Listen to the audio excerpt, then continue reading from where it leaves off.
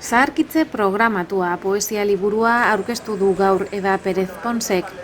Lemoako idazlearen lehen liburu honetan, zaurgarritasunak ekartzen dituen kontraesanekin egingo du topo irakurleak.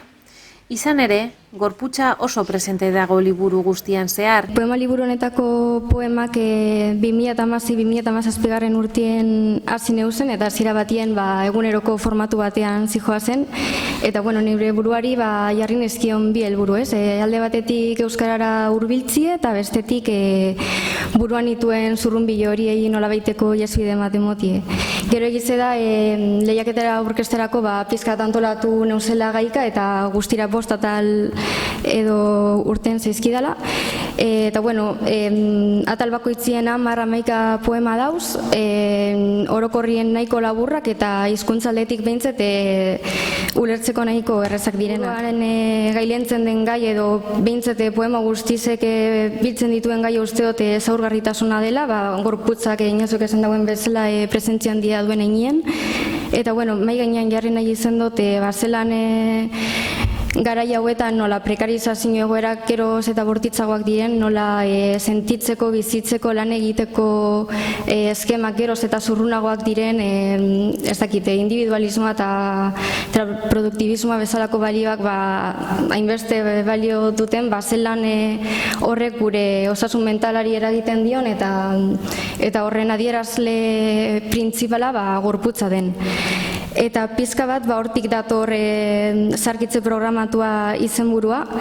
Igual makina edo automata bilakatu nahi gaituzten honetan, zelan makinei edo gailu elektronikoei gertatzen zaien lez, geu ere atzeratuta geratu algarela atzean geratze horrek dakargun guztiarekin, edo zuzenien gorputzak planto esaten digula. Gero irakurri dodanien, topatu dodaz neure buruarekiko kontraesan asko, eta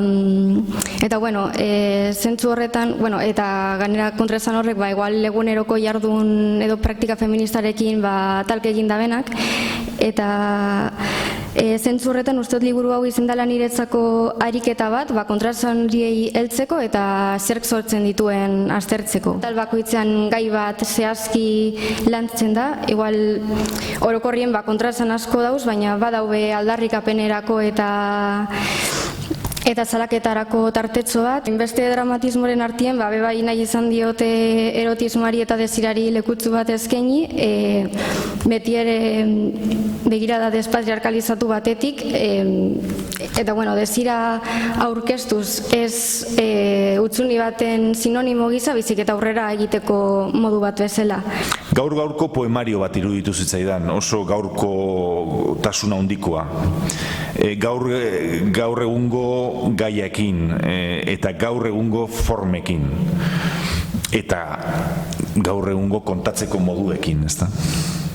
Perspektiba, lehenengo poematik konturatu guzarete, perspektiba feminista batetik ari zaigu Eba, maitatzeko moduez, erotismo asko dago liburuan, gorputza dago liburuan, batez ere, gorputzaren presentzia denbora guztian, besteekiko harremanetan, besteen gorputzekiko harremanetan, norbere gorputzarekin harremanetan. Hemen sistemaz ari da, hemen violentziaz ari da, hemen botereaz ari da, harremanen botereaz, baita ere, ezta?